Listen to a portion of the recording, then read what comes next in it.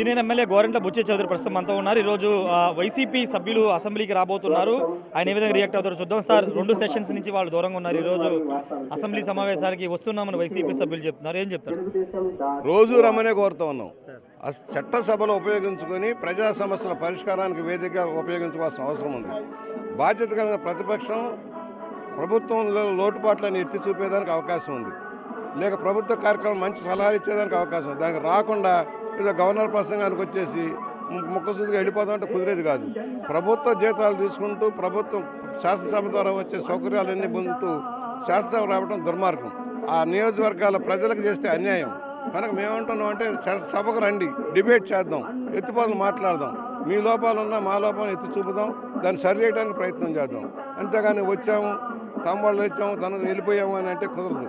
అందువల్ల మేమేమంటున్నాం అంటే సభకు రోజు రండి, డిబేట్ చేయండి. అనేక ఫోరంలు ఉన్నాయి. సమస్యల మీద, మీ నియోజకవర్గాల సమస్యల మీద, రాష్ట్ర సమస్యల మీద మాట్లాడేదానికి అవకాశం ఉంది. దాన్ని సద్వినియోగం చేసుకోమని కోరుతా ఉన్నాం. కానీ ఇప్పటికీ ప్రతిపక్ష హోదా అంశాన్ని వాళ్ళు తెర మీదకి తెస్తున్నారు. హోదా ఇవ్వట్లేదు కాబట్టి మేము రావట్లేదనే మాట పదే పదే అంటున్నారు. అసలు చట్టంలో ఎక్కడుందండి? నీకు 11 సీట్లతో ప్రతిపక్ష హోదాలో దేశంలో ఎక్కడా లేని నీ ఒక్కడిగా వస్తుందా? నీ అహంకారానికి ఫలితమే ఇది. నీ అహంకారం ఏంటి? నేను రావాలి, నేను ఓడిపోయినా కూడా నాదే అధికారం అని చలాయించడానికి మేము ప్రయత్నం చేస్తున్నాం. ఒక మూర్ఖత్వం అది. నువ్వు రా, నీ 18 సీట్లో 19 సీట్లో ఉంటే నీకు ప్రతిపక్ష హోదా వచ్చినేమో. నువ్వు 11 సీట్లతో ఎలా వస్తుంది? ప్రతిపక్ష హోదా వస్తే నాకు సమానంగా అధికార పక్ష ముఖ్యమంత్రితో సమానంగా అవకాశాలు ఎక్కడి నుంచి వస్తాయి నీకు? దామాషా ప్రకారం ఒకళ్ళున్నా, ఇద్దరున్నా, ఐదుగురున్నా పార్టీల వారీగా సమయం కేటాయిస్తావు. దాని ప్రకారం మైకులు వస్తాయి. నువ్వు సభలో మైకులు గత శాసనసభల్లో కూడా నువ్వేం చేసావు? నీ సభలందరినీ పక్కన పెట్టి, సభ్యులందరూ పక్కన పెట్టి మొత్తం సమయంతో నువ్వే తీసుకునేవాడిని. ఎన్ని గంటలు మాట్లాడి ఇంకా సమయం లేదనేవాడు. ఇది నీ విధానం. నీ అంత డిక్టేటర్ లాగా మన శాసనసభ చెల్లదు. ప్రజాస్వామ్యబద్ధంగానే ఎలాగైతే రాజ్యాంగం ఇచ్చిన హక్కుల ప్రకారం ఉపయోగించుకోవాల్సిన అవసరం ఉంది. నువ్వు రాజ్యాంగ హక్కులు హరించావు, చట్టబద్ధత లేకుండా చేసావు, సభను శాసనం చట్టబద్ధం లేకుండా చేసి చట్టసభలాగా చేసావు. మమ్మల్ని ప్రతిపక్షాన్ని మాట్లాడిన అవకాశం ఇలా, ప్రతిపక్ష నాయకుడు గౌరవించలా. నువ్వేమి నాయకుడు అయ్యా అని అడుగుతా ఉన్నాను. సార్, ఇంకోటి ఈ రోజు నుంచి డిజిటల్ అటెండెన్స్ అనేది తీసుకొస్తున్నారు. వైసీపీ సభ్యులు దొంగచాటుకు వచ్చి సంతకాలు పెట్టి వెళ్ళి జీతాలు తీసుకుంటున్నారు కాబట్టి ఈ రోజు నుంచి కొత్తగా ఫేషియల్ రికగ్నైజేషన్ ద్వారా అటెండెన్స్ తీసుకుంటామని చెప్తూ ఉన్నారు. వారి ఒక్కరి కోసం కాదు, ఇది అందరికీ సంబంధించింది, మా అందరికీ సంబంధించింది.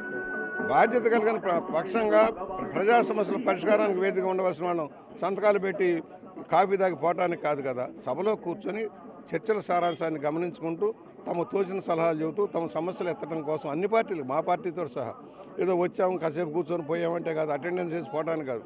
అందువల్ల అందరికీ పెట్టారు. ఇది ప్రజాస్వామ్యంగా హక్కులు ఉపయోగించుకునే దానికి, బాధ్యతగా వ్యవహరించేదానికి ఇది అవకాశం. సార్, మొన్న బీజేపీ ఎమ్మెల్యే ఆదినారాయణ రెడ్డి ఒక కామెంట్ చేశారు. ప్రభుత్వం ఇంకా కమ్మగానే ఉంది, బీజేపీ లేకపోతే టీడీపీ జనసేన ఎక్కడున్నాయంటూ ఆయన నేను మొన్న మాట్లాడారు. సార్, అది ఆయన అభిప్రాయం కావచ్చు. ఆయన మంత్రిగా చేశారు కదా. ఆయన మంత్రిగా చేసినప్పుడు ఎట్లా ఉంది? ఇంకో రకంగా మాట్లాడాలా? కరెక్ట్ కాదు.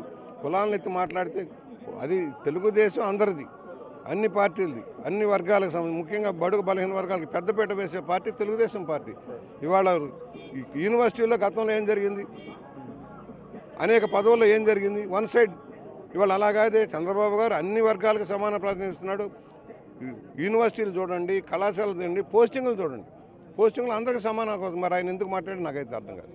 Thank you sir. Adinarayana Reddy ఎందుకు మాట్లాడో తనకు తెలియదని గోరంట్ల బుచ్చే చౌదరి చెప్తున్నారు. ఖచ్చితంగా ఫేషియల్ రికగ్నైజేషన్ అనేది కేవలం వైసీపీ సభ్యులకే మాత్రం కాదు, అసెంబ్లీకి వచ్చే ప్రతి ఎమ్మెల్యేకి బాధ్యత ఉంది, అసెంబ్లీకి రావాల్సిన అవసరం ఉందని చెప్తున్నారు. ఖచ్చితంగా కేవలం ఒకరోజు మాత్రమే కాదు, అసెంబ్లీ సమావేశం అన్ని రోజులు వస్తే ఒక అర్థవంతమైన చర్చ అసెంబ్లీలో సాగుతుంది. ప్రతిపక్ష సభ్యులు వాళ్ళ తరపున సమస్యలు కానీ వాళ్ళకు ఉన్నటువంటి అభిప్రాయాన్ని సభలో చెప్తే ఖచ్చితంగా ప్రభుత్వం తరపున దానికి ఆచరిస్తామని చెప్తున్నారు. గతంలో ప్రతిపక్షాల గొంతు నొక్కేసినటువంటి జగన్ ఇప్పుడు ప్రతిపక్ష హోదా అడగడం ఏంటంటూ మా గోరంట్ల బుచ్చే చౌదరి ప్రశ్నిస్తున్నారు. కెమెరా పర్సన్ సురేందర్తో రాజేష్, బిగ్ టీవీ, అమరావతి నుండి.